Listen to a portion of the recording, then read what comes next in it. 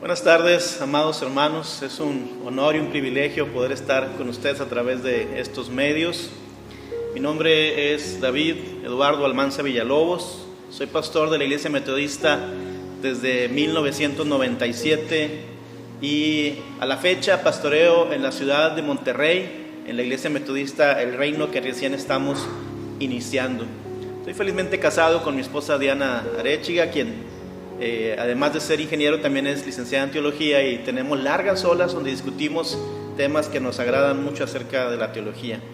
El día de hoy quiero compartirles un tema sobre las doctrinas parecidas pero diferentes entre lo que es el calvinismo y el arminianismo. Así que quiero empezar y les voy a pedir que dediquen este tiempo para estar concentrados, porque se requiere que tengamos nuestra mente bien enfocada y poder nosotros entender lo que estamos estudiando. Quiero empezar con el calvinismo. ¿A qué llamamos nosotros calvinismo? Bueno, se le llama calvinismo al conjunto de ideas o enseñanzas de un teólogo francés llamado Juan Calvino. Juan Calvino vivió en el siglo XVI, entre los años 1509 a 1564, cuando es su muerte. Él se convirtió a los 20 años de edad y desde que se convirtió comenzó a escribir. Entre sus libros más conocidos está La institución de la religión cristiana, un libro que recomendamos porque es un libro de mucha enseñanza, aunque hay que hablar de ello. Además de ser teólogo, también tuvo influencia social y política en Ginebra, Suiza. De hecho, Suiza fue transformado por la influencia de Juan Calvino en aquel entonces, porque ejerció un poder político incluso hasta su muerte. Un consistorio de ancianos y de pastores que estaban dotados de amplio poder civil vigilaba y reprimía como una especie de mini inquisición las conductas para adaptarlas estrictamente a lo que ellos suponían era la voluntad divina. Por lo tanto, en Ginebra, Suiza, fueron prohibidos y perseguidos además actos como el adulterio, la fornicación, el juego de cartas, la bebida, el baile y canciones obscenas. Se hizo obligatoria la asistencia regular a los servicios religiosos, y Calvino fue intolerante con aquellos que se consideraba herejes. Tan es así que en 1553 hizo quemar en la hoguera a Miguel Servet. Bueno, Calvino trató de hacer llegar su influencia incluso hasta Francia, su país natal. Como fue contemporáneo de Martín Lutero, a quien se ha nombrado el padre de la Reforma, con razón o sin razón se le ha nombrado así, también Calvino luchó contra el catolicismo romano y contra la Contrarreforma católica. De hecho, el calvinismo superó rápido el luteranismo, y en poco tiempo Calvino ya era el abad del protestantismo en Europa. Con el paso del tiempo y los seguidores de Calvino cada vez más radicales, él mismo, Calvino, a veces se rehusó a llegar a conclusiones que sus seguidores estuvieron dispuestos a hacer. Es decir, la teología que sus seguidores elaboraban no era del total agrado de Calvino, y hubo disputa más de una ocasión entre ellos. Pero después de la muerte de Calvino, en 1564, el calvinismo comienza a tener una segunda etapa más legalista. El sucesor de Calvino fue Teodoro de Beza, un teólogo también francés.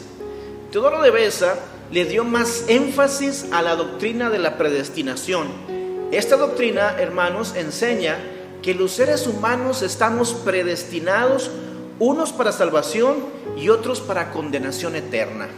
En noviembre de 1618 se llevó a cabo el sínodo de Dort, esto para dar respuesta a 5 puntos arminianos que veremos más adelante. En este sínodo de Dort y la asamblea de Westminster son las expresiones más recalcitrantes de lo que es la línea calvinista. La intención de estas juntas o concilios era poner fin a las diferentes contiendas con los arminianos y sus doctrinas que habían emanado. Ahora, los cánones dordracenses, en lo que concierne a la predestinación, difieren tanto de la institución de Calvino como de la confesión helvética y el consenso de Ginebra. En otro tiempo, en otro momento hablaremos de estos puntos, que son también muy importantes. Pero por eso hay quienes han dicho que los calvinistas son más calvinistas incluso que Calvino. Ahora, este sínodo quedó como resultado 5 puntos del calvinismo. Es decir, el sínodo de Dort trajo 5 puntos del calvinismo en respuesta al arminianismo. Los puntos son: número 1, depravación total de la humanidad a causa del pecado, que ha quedado en un estado de esclavitud. Es decir, el ser humano, por consecuencia del pecado, quedó totalmente depravado y esclavo a él. No hay en el ser humano, según dice el sínodo de Dort, no hay en él ninguna forma de bien. Ahora, quiero que entendamos y pongamos atención que esto es lo que emanó del sínodo de Dort. Y ahorita vamos a darle respuesta. Número 2, elección incondicional de los que han de ser salvos, basada solamente en la libre gracia de Dios. Es decir, ellos dicen que hay una elección ya predestinada para los que han de ser salvos y por lo tanto una condenación para los que no son salvos. Hablan también, número 3, de una expiación limitada, porque para ellos la muerte de Cristo es eficaz solamente para los escogidos. Número 4, hablan de la gracia irresistible, es decir, que se asegura que la respuesta al evangelio de Dios para los escogidos tiene que ser sí, no puede decir no. Y número 5, la perseverancia final otorgada a los que han sido escogidos, de manera que aún pasando por periodos de tentaciones, de caídas o de pecado, no caen jamás de la gracia salvadora. Es decir, una vez salvo, siempre salvo. Estos son los 5 puntos del calvinismo. El calvinismo es la doctrina, entonces, podemos concluir, que cree en la elección de los que han de ser salvos y la elección de los que han de ser condenados, asegurando que nada hay que ni unos ni otros puedan hacer para cambiar o modificar esa elección. Hasta aquí el calvinismo. Ahora bien, si usted se atora un poquito, regrésele al video para que pueda entender un poquito mejor y yo pueda explicarme un poquito mejor, perdón. Número 2, quiero hablar del arminianismo.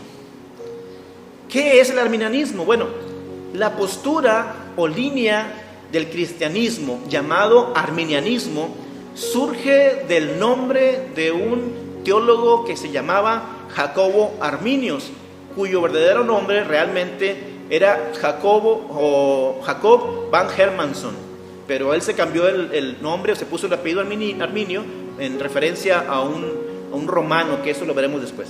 Ahora, Arminio elaboró respuesta al calvinismo y a su doctrina. ¿Pero quién era Arminio? Bueno, Arminio era hijo de un afilador o fabricante de cuchillos.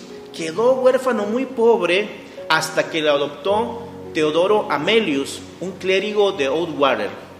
De Oudwater allí estudió, fue llevado a Utrecht y de Utrecht a las universidades de Marburg y Leiden, donde reveló o pudieron ver en él un genio tan bueno que el Senado de la ciudad de Ámsterdam en 1582 decidió enviarlo a Ginebra para que siguiera estudiando y explotando su capacidad, y cubrió todos sus gastos para que él pudiera ser alguien más avanzado en su estudio. Ahora, como les dije hace un momento, Ginebra era la capital del calvinismo. Ahí había estado Juan Calvino elaborando sus doctrinas, y después de Calvino siguió Teodoro Beza dándole más fuerza a la doctrina calvinista, y ahí fue enviado Jacobo Arminio.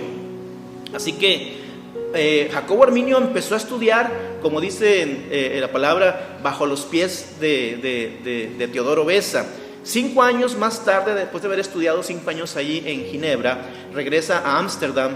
Al año siguiente comienza su ministerio en Ámsterdam, su ministerio pastoral y teológico. Apenas se había establecido en Ámsterdam cuando se vio involucrado en una controversia. Arminio refutó los puntos doctrinales de Calvino, es decir, los puntos de vista rígidos de Calvino y sus seguidores sobre la predestinación nunca habían recibido una aceptación universal entre los protestantes, y Arminio empezó una disputa en la que se vio involucrado, que trajo una erupción ante el descontento que existía entre los teólogos.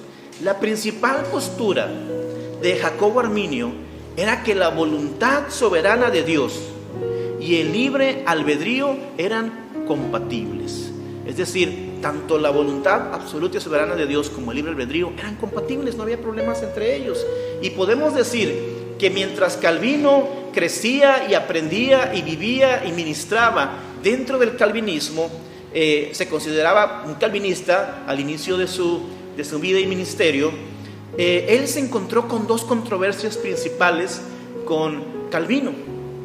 Quiero dar un poquito de detalle de estas dos controversias principales. Después salieron de ahí, emanaron los 5 puntos arminianos. Así que, por favor, présteme atención en estas dos controversias. La primera es el orden de los decretos de Dios para la salvación del hombre. Fíjese bien, el orden de los decretos de Dios para la salvación del hombre. Es decir, se concebía a Dios como el que planeó la salvación antes del comienzo de los tiempos, haciendo una serie de decretos para gobernar el orden de las diferentes etapas. Un punto común de controversia en aquel entonces tenía que ver con el orden de estos decretos, cómo se habían dado. Y una pregunta que me gustaría que usted meditara en esta hora: ¿vino el decreto de salvar antes de crear o después de la creación? Es decir, el decreto de Dios de salvar a los hombres, ¿vino antes de la creación del hombre o el decreto de salvar vino después de la creación del hombre? Fíjese bien, si Dios decretó salvar al hombre antes de decretar crearlo, entonces tiene que haber decretado primero el pecado del hombre a fin de decretar su salvación. ¿Me explico? Si antes de que el hombre existiera Dios ya había decretado su salvación, entonces quiere decir que también había decretado el pecado. ¿Me explico? Porque, pues obviamente, una persona primero debe pecar antes de tener necesidad de la salvación. A esto se le conoció como el punto de vista supralapsariano, de dos palabras latinas: supra, que significa arriba o antes, y lapsum, que significa caída. Por otro lado, si el orden lo cambiamos, y si Dios decretó salvar después de decretar crear, es decir, primero creó al hombre y después de haberlo creado ya decretó salvarlo, entonces pudiera haber permitido la caída, no provocado, pero sí permitido la caída, y no necesariamente haberla ordenado. Esto se conoció con el punto de vista infralapsariano. Infra significa debajo o después, o también sublapsariano. Evita el procedimiento delicado de hacer a Dios el autor del pecado. En 1589, algunos miembros de la iglesia en Delft publicaron un panfleto con esto que les acabo de decir, atacando el punto de vista supralapsariano en Calvino y después en Teodoro Beza. Ellos se lanzaron y sacaron esta explicación de los decretos de la orden de salvación y lo aventaron al pueblo. Pronto los defensores del calvinismo, enojados por este panfleto, lo agarraron y se lo llevaron a Arminio, pidiéndole que escribiera una declaración desaprobándolo, que elaborara argumentos en contra de este panfleto. Y después de todo, pues claro, Calvino acababa de estudiar bajo los pies de Teodoro Beza, y ¿quién más podría estar mejor capacitado que él? Arminio se dispuso a la tarea inmediatamente, pero en el proceso de estudiar el supralapsarianismo y el infralapsarianismo, se encontró que su punto de vista personal estaba cristalizado o estaba más de acuerdo con el infralapsarianismo. Y este fue el primer punto entonces de controversia. El segundo es la predestinación. Apenas Arminio estaba elaborando una respuesta al supralapsarianismo cuando recibe otro asunto de parte de sus burgomaestres de Ámsterdam. le pidieron que probara la falsedad de otra herejía que traían estos arminianos. Y la otra falsedad o la herejía era el libre albedrío. El libre albedrío evitaba hacer a Dios el autor del pecado, porque de otra manera Dios tenía que haber decretado el pecado. Así que también se le encargó a Arminio que elaborara respuesta al libre albedrío. Desafortunadamente para ellos, sucedió con Arminio lo mismo que había sucedido al tratar de desaprobar el infralapsarianismo. Es decir, se encontró a sí mismo cada vez más de acuerdo con el mismo error que él pretendía argumentar o desacreditarse. Se halló más de acuerdo que él. Arminio fue primordialmente un hombre de paz. No era un hombre complicado. Y al principio decidió guardar silencio acerca de sus puntos de vista para evitar conflictos. Sin embargo, antes de que terminara el año de 1590, había decidido que era necesario hacer una declaración pública y desde entonces no vaciló en declarar sus propios puntos de vista. En 1603, y con todo y que había controversias, fue designado como profesor de divinidades en la Universidad de Leiden. Los años en Leiden no fueron fáciles, porque los calvinistas no dudaban en atacarlo cada vez que podían. Y cuando mayor fuerza estaba tomando Arminio y sus puntos de vista doctrinales, muere el 19 de octubre de 1609. Arminio fundó una escuela llamada anticalvinista, que luego de ahí surge el nombre de arminianismo, a la diferente doctrina al calvinismo. A sus seguidores se le llamaban remonstrants, escúcheme bien, remonstrants, debido al célebre documento de 5 puntos en el que disentían con Calvino, llamado Remonstratio, que no es nada más que una jurisprudencia en contra de la doctrina calvinista. Ahora, veamos los 5 puntos arminianos. Los 5 puntos arminianos son: número 1, depravación parcial; número 2, elección condicional; número 3, expiación universal; número 4, gracia resistible; y número 5, la seguridad condicional. Bien, ahora trataré de explicar las diferencias entre los 5 puntos arminianos, que fueron primero, contra los 5 puntos calvinistas, que fueron después, en respuesta de los puntos arminianos. 3 años antes de su muerte, en su discurso sobre la reconciliación de las disensiones religiosas entre los cristianos, Arminio había pedido a Arminio un sínodo, una junta, pero el sínodo no se reunió hasta 12 años después, más tarde, y era muy diferente a lo que él había deseado. El sínodo que se reunió, que fue el sínodo de Dort, fue más bien una inquisición para condenar a los arminianos que un concilio para arreglar las diferencias. Sus postulados eran conclusiones elaboradas de antemano, es decir, no llegaron a debatir ni a aprender, llegaron a imponer. Los 5 artículos arminianos fueron condenados y en su lugar se promovieron oficialmente 5 artículos calvinistas y se prohibió el ministerio de pastores arminianos. Ahora expliquemos los 5 puntos de estas teologías. Número 1, la depravación parcial o total. Es decir, somos depravados totalmente o parcialmente. Depravación es el término técnico que se usa para referirse a la corrupción del alma del ser humano como resultado de la caída. El calvinismo cree que esta depravación o corrupción era total, que no quedaba ninguna señal de la imagen de Dios en el hombre y que la voluntad del hombre estaba totalmente esclavizada, obviamente, al pecado. Esto significa que el hombre estaba incapacitado de hacer ningún bien o de diferenciar entre el bien y el mal. Por causa de la caída, el alma del individuo había sido envenenada hasta el último rinconcito y la santidad original había ganado lugar a la depravación absoluta. Eso dice el calvinismo. Por su parte, el arminianismo dice y sostiene que la depravación era una tendencia que inclinaba al hombre hacia el mal, pero sin embargo dejaba libre su voluntad.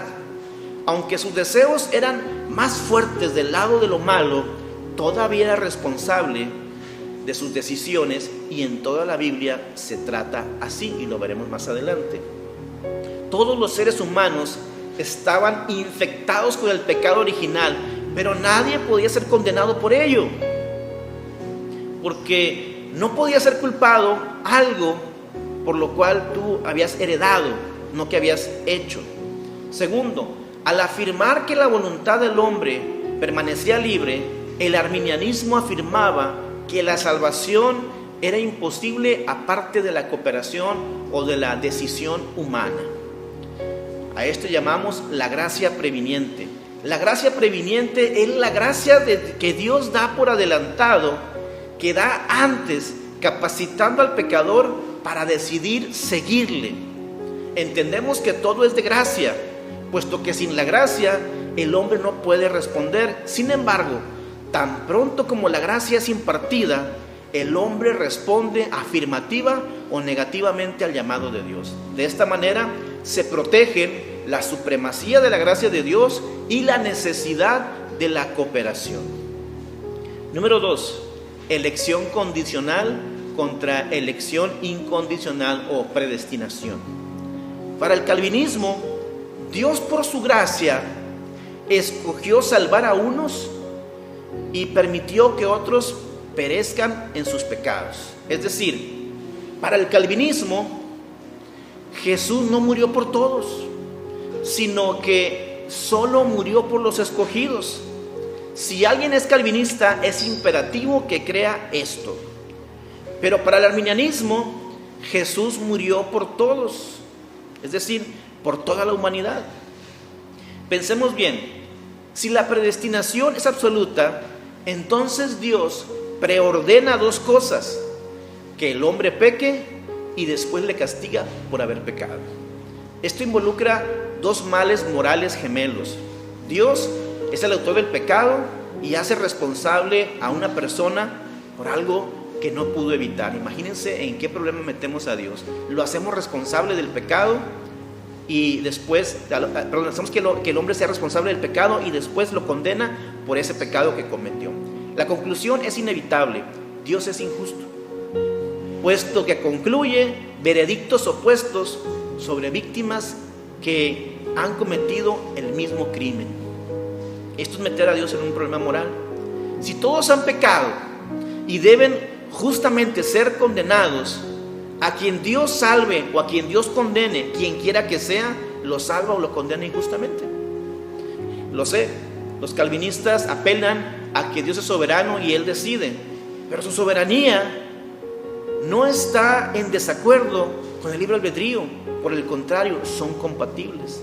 Decir que como soberano puede decidir hacer lo que le plazca contradice su carácter de amor. Personalmente, creo que sí hay una predestinación para que toda la humanidad se salve. Creo que Jesús murió por todos, pero solo aquellos que aceptan creer en esa salvación son salvos.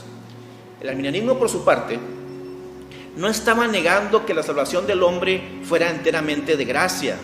No estaba negando en ninguna manera que la voluntad divina fuera suprema. Todo lo que decían era que la supremacía moral debe estar en concordancia con su palabra, que dice que Dios es amor y ama a todos. Dios no estaba más obligado a castigar que a perdonar. Su decreto era final, pero si era de elección para salvación o para condenación, dependía de la respuesta del individuo, de la elección del individuo. El individuo tiene participación en elegir. De esta manera, el arminianismo señala que la predestinación calvinista era contraria no solo a la justicia de Dios, sino también a su bondad, las cuales Cristo dice específicamente que aplican al mal y al bien en Mateo 5:45, cuando dice: para que seáis hijos de vuestro Padre que está en los cielos, que hace salir su sol sobre malos y buenos y que hace llover sobre justos e injustos. Sostenía que la predestinación absoluta negaba al hombre el libre albedrío y la capacidad para gozar de la vida eterna, sin los cuales textos que voy a leer no tendrían sentido. Por ejemplo, Génesis 2:17 dice: mas del árbol de la ciencia del bien y del mal no comerás, porque el día que de él comieres, ciertamente morirás. ¿Para qué darle la lección si Dios es soberano? Romanos 10:5 dice: porque de la justicia que es por la ley de Moisés escribe así: el hombre que haga estas cosas vivirá por ellas. Estos textos eran reducidos a palabras sin sentido, si se cree en una predestinación. Citaban pasajes como Hebreos 6 del 9 al 10 que dice: pero en cuanto a vosotros, oh amados, estamos persuadidos de cosas mejores y que pertenecen a la salvación, aunque hablamos así, porque Dios no es injusto para olvidar vuestra obra y el trabajo de amor que habéis mostrado hacia su nombre, habiendo servido a los santos y sirviéndoles aún. Apocalipsis 2:10 dice: no temas en nada lo que vas a padecer. He aquí el diablo echará a algunos de vosotros en la cárcel para que seáis probados y tendréis tribulación por 10 días. Sé fiel hasta la muerte y yo te daré la corona de la vida. Primera de Timoteo 4:7 y 8 dice: desecha las fábulas profanas y de viejas, ejercítate en la piedad, porque el ejercicio corporal para poco es provechoso, pero la piedad para todo aprovecha, pues tiene promesa de esta vida presente y de la vida venidera, mostrando así que la salvación estaba relacionada a la fe y a la obediencia, y no con una elección de parte de Dios. Otros pasajes como Romanos 23 que dice: porque la paga del pecado es muerte, mas la dádiva de Dios es vida eterna en Cristo Jesús Señor nuestro. O 2 Tesalonicenses 1, 8 y 9 que dicen: en llama de fuego para dar retribución a los que no conocieron a Dios ni obedecieron el evangelio del Señor Jesucristo, los cuales sufrirán pena de eterna perdición, excluidos de la presencia del Señor y de la gloria de su poder, mostrando que la condenación estaba relacionada con el pecado y la desobediencia, y no como una elección de parte de Dios. Es decir, no dependía de Dios, sino de la obediencia de los hombres. Así que con estos puntos refutaba el arminianismo la elección condicional. Ahora vemos el punto número 3, expiación limitada contra expiación universal. De acuerdo con la definición calvinista, el calvinismo piensa que la expiación no era lo suficientemente grande como para salvar a todos los hombres, porque desde el principio nunca tuvo ese propósito. Los que requerían salvación eran los que habían sido predestinados por Dios con anticipación, puesto que Él, Dios, sabía cuántos había y cuántos iban a creer. La expiación no necesitaba ser más poderosa de lo necesario para salvar a ese número de personas. En otras palabras, Jesús murió solamente por algunos. Ese punto de vista se conoce técnicamente como expiación limitada o redención particular. Por el contrario, el arminianismo piensa que la expiación era y es universal, que había sido diseñada para todos y llevada a cabo para todos. Se hacía referencia a estos pasajes de la Escritura que muestran cuán amplio es el alcance de la invitación de Dios. Marcos 4:23 dice: si alguno tiene oídos para oír, oiga. Marcos 8:34 dice: y llamando a la gente, a sus discípulos, les dijo: si alguno quiere venir en pos de mí, niéguese a sí mismo y tome su cruz y sígame. Daba la invitación. Juan 3:16, quizá el más conocido: porque de tal manera amó Dios al mundo, que ha dado a su Hijo unigénito, para que todo aquel que en Él cree no se pierda, mas tenga vida eterna. Todo aquel que en Él cree. Necesitaban pasajes que niegan rotundamente lo que implica la expiación limitada de Calvino, porque Dios no deseaba la muerte del pecador. Mateo 18:14 dice: así, no es la voluntad de vuestro Padre que está en los cielos que se pierda uno de estos pequeños.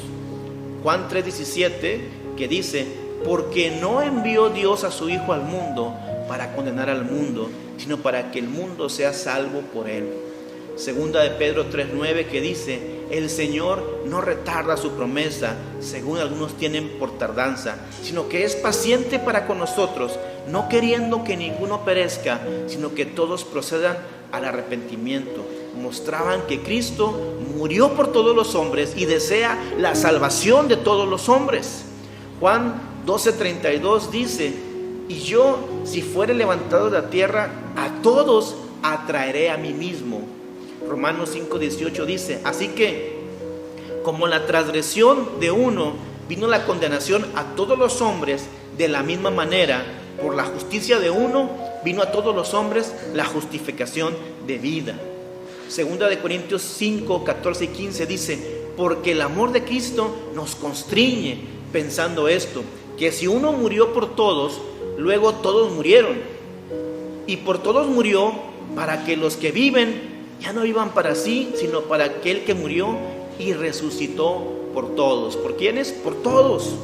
Se resumía todo en el bien conocido texto de Juan 3:16: para que todo aquel que en él cree, todo aquel, no algunos, todo aquel.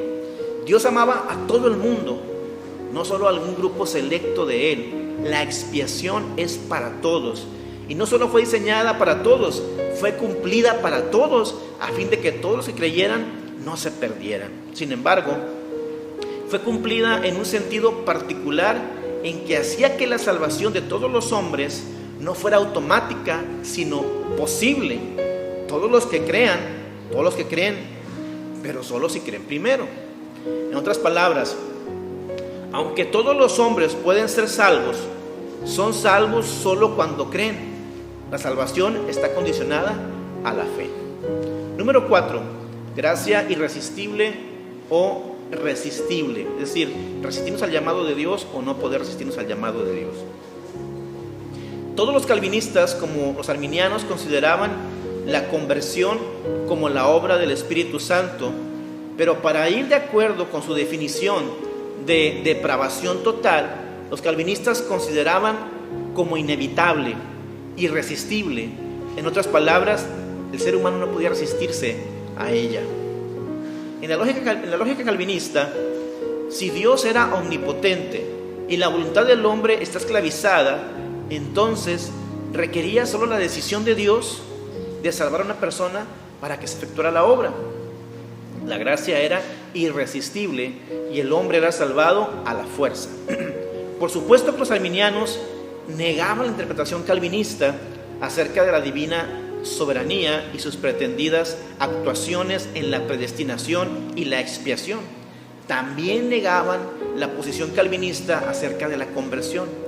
La gracia, afirmaban ellos los arminianos, podía ser resistida por una voluntad humana obstinada, y sostenían su punto recurriendo a las escrituras que claramente afirmaban tal cosa.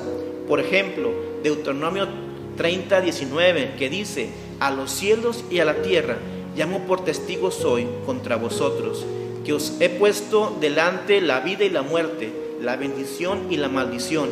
Escoge pues la vida para que vivas tú y tu descendencia. Mateo 23:37, Jerusalén, Jerusalén, que matas a tus profetas y apedreas a los que te son enviados. ¿Cuántas veces quise juntar a tus hijos como la gallina junta sus polluelos debajo de las alas y no quisiste? Lucas 7:30.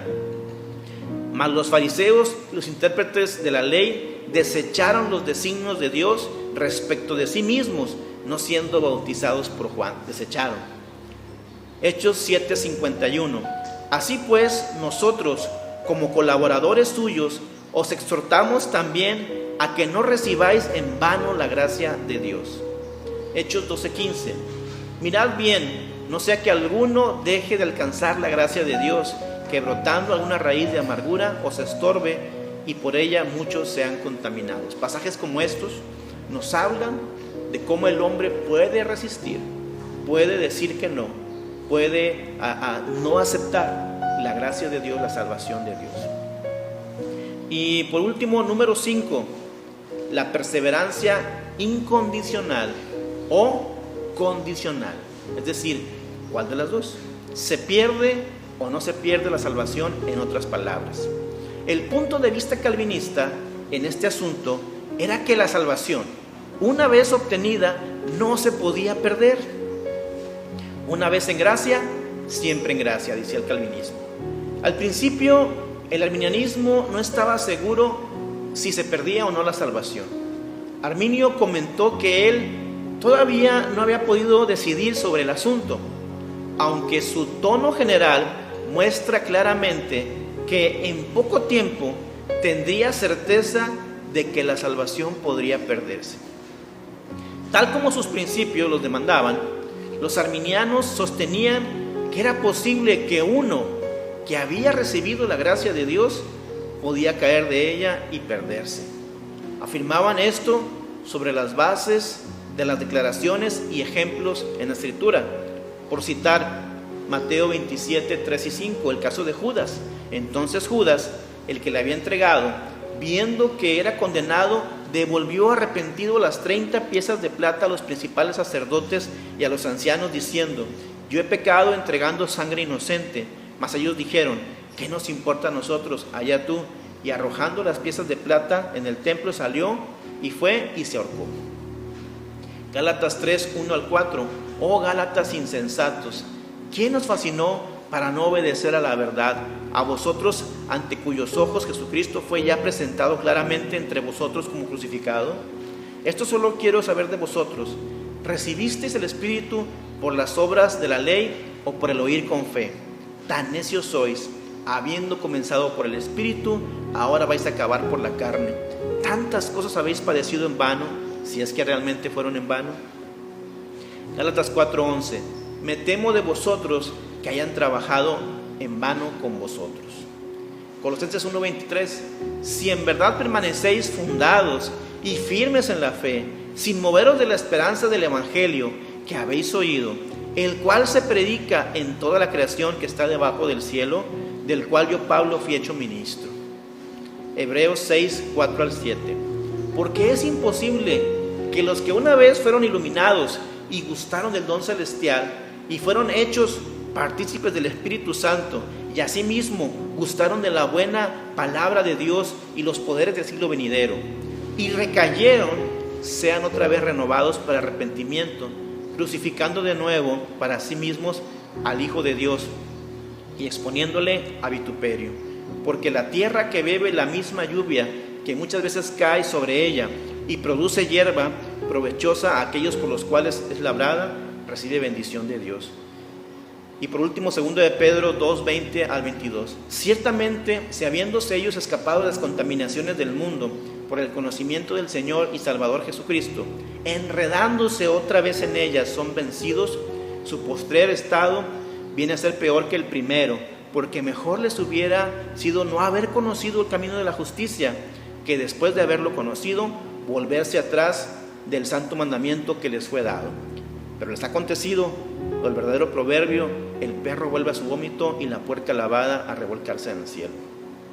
Estos y muchos más pasajes de la Escritura nos confirman que el hombre puede abandonar su fe. Los enemigos del arminianismo insistían que la cooperación humana en la salvación era ni más ni menos que ser salvo por obras. Es decir, el calvinismo acusaba al arminianismo de que la cooperación humana era salvación por obras. Wesley siguió a Arminio, un hecho que él nunca ocultó y que admitió públicamente en 1778, publicando un periódico llamado Arminian Magazine. Por lo tanto, la mayor parte de las creencias de Wesley son idénticas a las de Arminio, excepto en casos en que él aclara algunos puntos con Arminio y va más allá de lo que Arminio decía. Pero no hablamos nunca de obras para ser salvos, jamás. Hablamos de la gracia y el libre albedrío, la gracia universal, contrario al punto de vista calvinista de que algunas personas están predestinadas a la condenación. Wesley proclamó la gracia de Dios para todos los hombres. No había nadie que no pudiera ser salvo.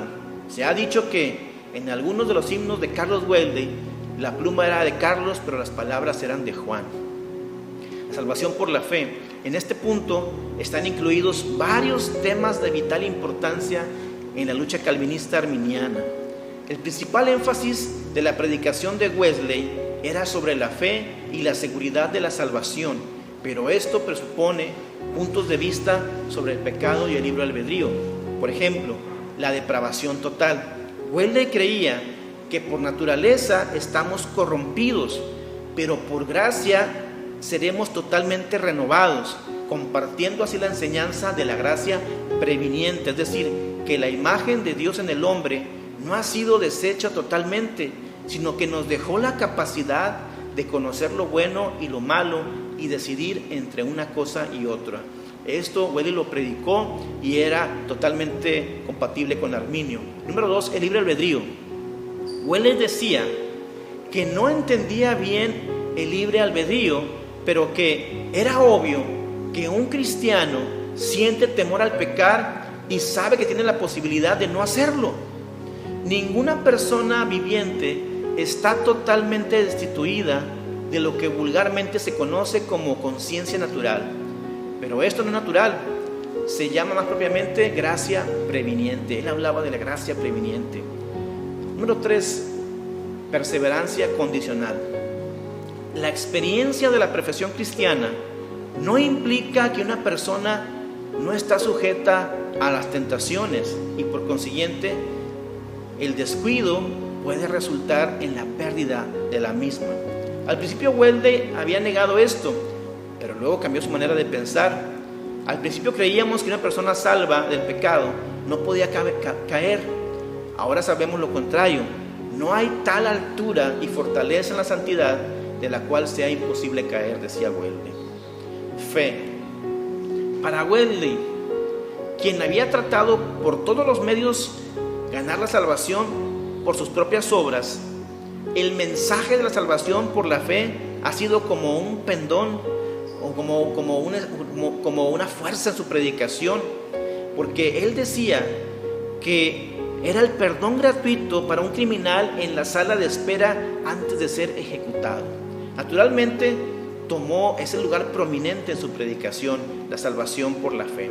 Wesley afirmaba que los hombres pecadores todavía poseían el poder de la libre elección. Al igual que los arminianos, concluía que era posible que el pecador rehusara la gracia de Dios. Los calvinistas denunciaban este punto de vista porque según ellos, si el hombre no pudiera ser salvo a menos que dijera sí a Dios, su salvación no era totalmente de gracia, dependía de sus buenas obras para decir sí a Dios. Wesley en ningún momento negó que la salvación fuera totalmente de gracia y por medio de la fe. De hecho, él dice: ¿con qué podrá un hombre pecador hacer expiación por el menor de sus pecados? ¿Con sus propias obras? No. Si por lo tanto los hombres pecadores encuentran favor delante de Dios, es gracia sobre gracia. La gracia es la fuente, la fe, la condición de la salvación. Tampoco negó que la fe fuera un don de Dios, como dice Efesios 2, 8 y 9, no de vosotros, pues es don de Dios para que nadie se gloríe. Sin embargo, negó que el decir sí al don de la fe fuera en sí una obra, que hiciera la salvación un asunto de obras, más bien que de fe. En otras palabras, para Wesley, la fe no es una obra, sino una respuesta a la gracia de Dios. Un regalo, un presente, arguía él, no deja de ser menos regalo cuando uno dice que sí, cuando se lo dan, cuando se lo ofrecen.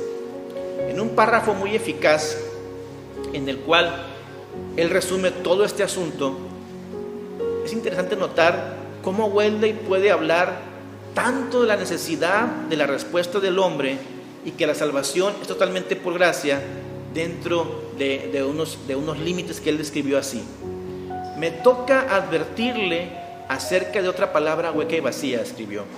No diga no puede hacer nada.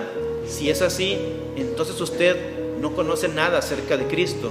Entonces usted no puede tener fe, porque si usted tiene fe, si cree, entonces usted todo lo puede en Cristo que lo fortalece. Para concluir y cerrando, la cristiandad en general se puede seccionar en dos líneas: calvinismo y arminianismo. Para muchos, la posición en que se encuentre un cristiano es irrelevante para su salvación, y estamos de acuerdo con eso. Pero indudablemente, Para los ministros de culto, para los predicadores evangelistas, la postura que tomemos, calvinismo o arminianismo, encauzará nuestra predicación. Si bien es cierto que Wesley no dejó un compendio de teología wesleyana y que como iglesia metodista, para bien o para mal, no tenemos un libro que defina cuáles son las doctrinas que un metodista debe seguir, también es cierto que la tradición wesleyana, y como decimos la palabra tradición, que es parte de nuestro quehacer teológico, somos arminianos con énfasis wesleyanos. Es decir, dentro de nuestro quehacer teológico tenemos a la tradición, y nuestra tradición wesleyana nos dice que somos arminianos. Esto quiere decir que nuestros ministros y congregaciones no deberían de adoptar el calvinismo como línea teológica. En nuestra vida de iglesia o en el oicúmene no tenemos ningún problema de convivencia con nuestros hermanos calvinistas. Para nosotros son tan hijos de Dios como nosotros mismos. Si aman a Dios, que nos den la mano porque son nuestros hermanos. Wesley nos pone un ejemplo de esto. Su apreciable amigo George Whitefield, con quien había convivido mucho y quien introdujo a Wesley a la predicación al aire libre, se decidió por la línea del calvinismo. En algún momento George Whitefield decidió seguir la línea del calvinismo y la predestinación. En repetidas ocasiones Whitefield quiso discutir sobre la postura arminiana de Wesley, incluso le mandó cartas para retarlo, y siempre hubo gente que quería verlo discutir o debatir. En una ocasión le preguntaron a Wesley: señor Wesley, ¿usted cree que verá a George Whitefield en el cielo? A lo que Wesley respondió: no creo que lo veré.